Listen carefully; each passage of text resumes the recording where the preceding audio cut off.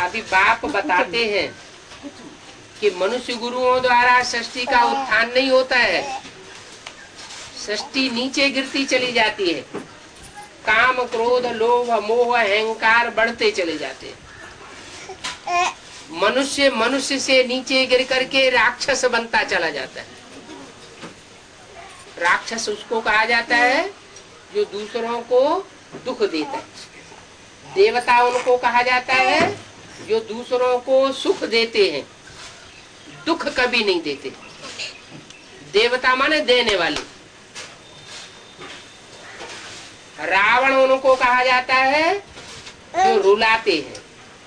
तो ये काम क्रोध लोभ मोह अहंकार आज सारी सृष्टि को रुलाए रहे हैं। इनका मूल है देह अभिमान। अपन को देह समझना और दूसरों को देह मिट्टी के रूप में देखना। देह मिट्टी को देखते हैं तो आत्मा भूल जाती है, लेकिन इस शरीर के अंदर आत्मा ही असली चीज है, जो भ्रकुटी के मध्य में बैठी हुई है, जिसकी यादगार में बिंदी या टीका लगाते हैं। ऋषियों महर्षियों ने बिंदी टीका लगाने की रस्म रिवाज इसलिए डाली कि टीका और बिंदी को देख करके लोगों को स्मृति आ जाए कि हम आत्मा हैं। लेकिन टीका और बिंदी लगाई जाने लगी और आत्मा भूल गई।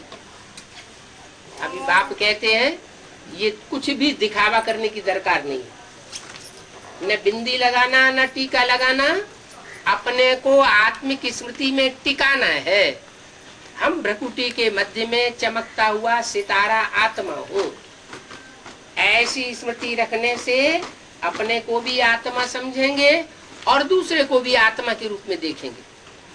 जब आत्मिक रूप में देखेंगे तो स्त्री पुरुष का देहभान खलास हो जाएगा। स्त्री पुरुष का देहभान आता है तो काम विकार आता है।